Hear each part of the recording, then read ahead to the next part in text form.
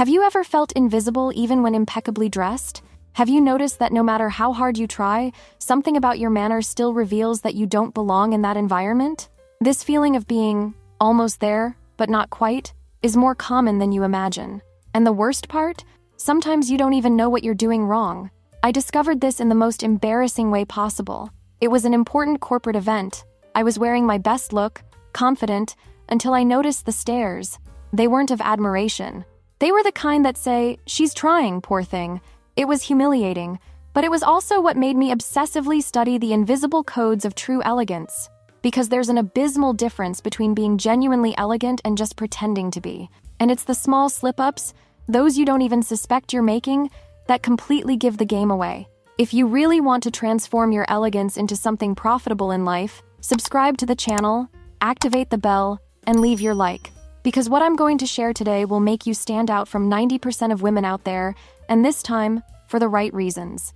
I'm Carol, and here at Lucrative Elegance, we unveil the codes that make a woman respected, admired, and yes, treated with the deference that every elegant woman deserves. Did you know that Anne Hathaway almost lost the role of Andy Sachs in The Devil Wears Prada because producers thought she was too elegant for the character? They later discovered that all that sophistication was perfectly constructed, studied, intentional. And that's exactly what we're going to talk about today. This behavior reveals more about you than your expensive clothes. The question no elegant person asks, but everyone does. Scene: you're at an event, you meet someone interesting, and then comes the fatal question. What do you do for a living? Done. It's over. You've revealed that you have no social refinement whatsoever. You know why? Because that question is intimate, invasive, and frankly vulgar. It's like asking how much someone earns in the first conversation. Women who really have access to power spheres, those who frequent the backstages of important events, know that a person's value isn't in their profession. I've seen women be subtly excluded from influential circles simply for asking this question. Nobody said anything, of course, but she was never again included in important conversations. Want a real example? In 2018, at the Met Gala, a journalist asked Blake Lively, "What are you doing here today?" as if she needed to justify her presence. Blake responded simply, "Living my life." Pure class. She didn't lower herself to the level of the question. The correct approach? Ask about impressions of the environment, about what brought them there, about interests. The conversation will naturally reveal professional aspects if relevant, but never open with, "What do you do?" That screams insecurity and lack of social education. The next point distances you from the most select circles without you realizing it. The phone as a third hand, the silent death of sophistication.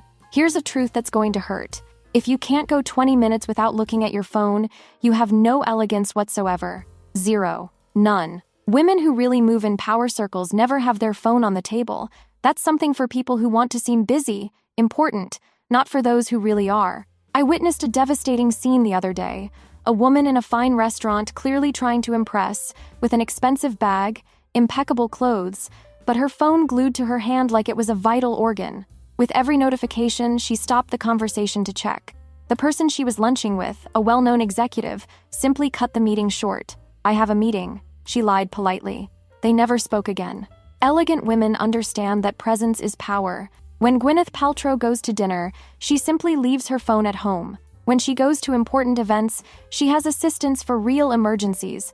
The rule is simple: phone on silent, out of sight, off the table. If it's a life or death emergency, you stand up, excuse yourself, and answer away from the table. Anything else is disrespectful and screams desperate insecurity for validation. Attention. This mistake here instantly marks you as new money. Logo overload when less is infinitely more.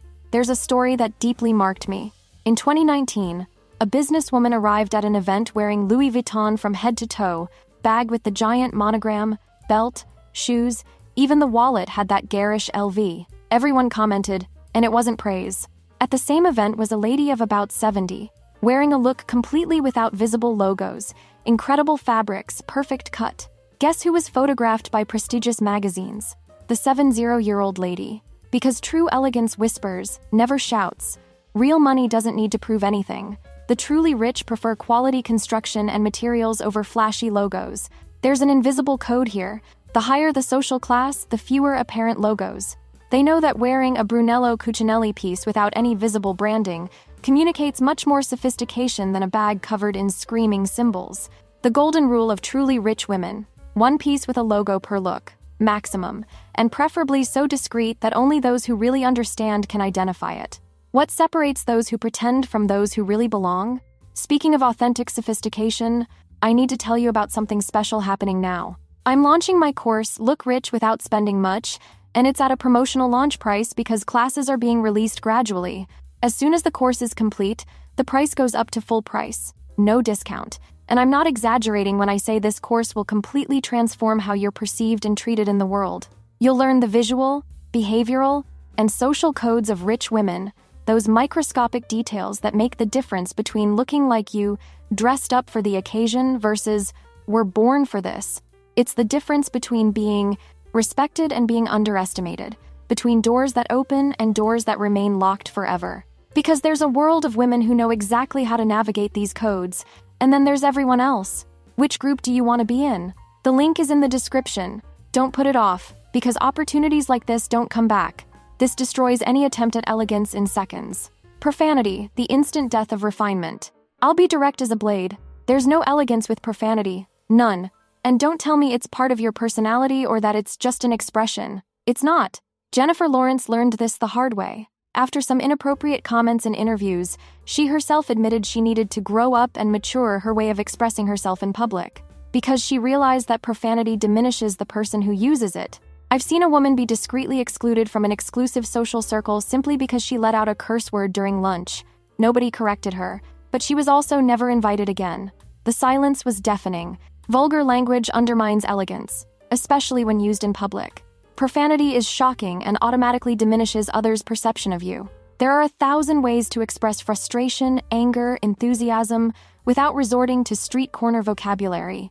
An elegant woman finds precise, powerful words that communicate exactly what she wants to say without lowering the level of conversation. And before someone says, "But so-and-so is rich and uses profanity," there's an abysmal difference between having money and having class.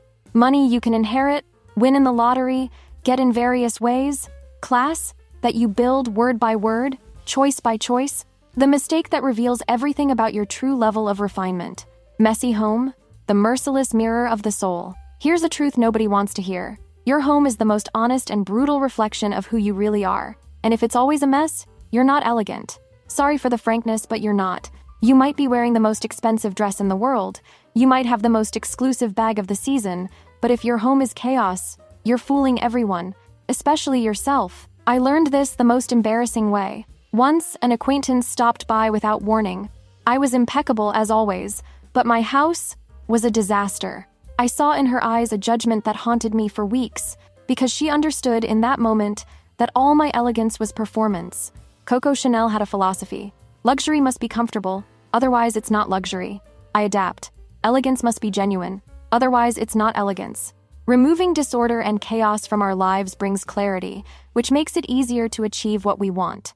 Cleanliness and organization are unmistakable signs that you're in control. Truly refined women know that elegance isn't a fantasy you put on to go out. It's a lifestyle, a way of honoring yourself, starting with your most intimate space. Have a comfortable, clean, and organized home. This is synonymous with well-being and self-control. Those who are disorganized on the outside are also disorganized on the inside, because the external is just a mirror of what happens in here. The truth nobody tells you about elegance. Want to know the rawest truth about elegance? It's not about being perfect. It's about being intentional. It's about conscious choices, every day in every microscopic detail. And when you really understand this, when you incorporate these invisible codes into your DNA, something almost magical happens. People start treating you differently, not because you changed to impress someone, but because you became someone who naturally inspires respect. You'll notice that doors open more easily, that people take you more seriously, that opportunities appear as if by coincidence. But it's not coincidence. It's the silent power of authentic elegance. Because elegance isn't about appearance, it's about presence. And true presence is magnetic, irresistible, profitable. I've gone through this polishing process. I've made these 5 mistakes and many others. I've been ignored, I've been judged, I've felt small even wearing expensive clothes. And it was exactly this that made me obsessively study the codes of women who really belong to power circles. The world is divided between women who will spend their whole lives trying to seem elegant, and those who learned the right codes and, therefore, really belong. The question that remains is, which group do you want to be in? Because make no mistake, these codes exist, they work, and whoever masters them has access to a completely different world. A world where you're treated with the respect you deserve, where your words carry weight, where your presence is noticed for the right reasons. So tell me in the comments, which of these 5 points impacted you most? Which one did you recognize in yourself? And most importantly, are you ready to be part of the select group that really understands how this works? And if you want to take this transformation even further, consider becoming a channel sponsor through the membership club with values starting at $4.99.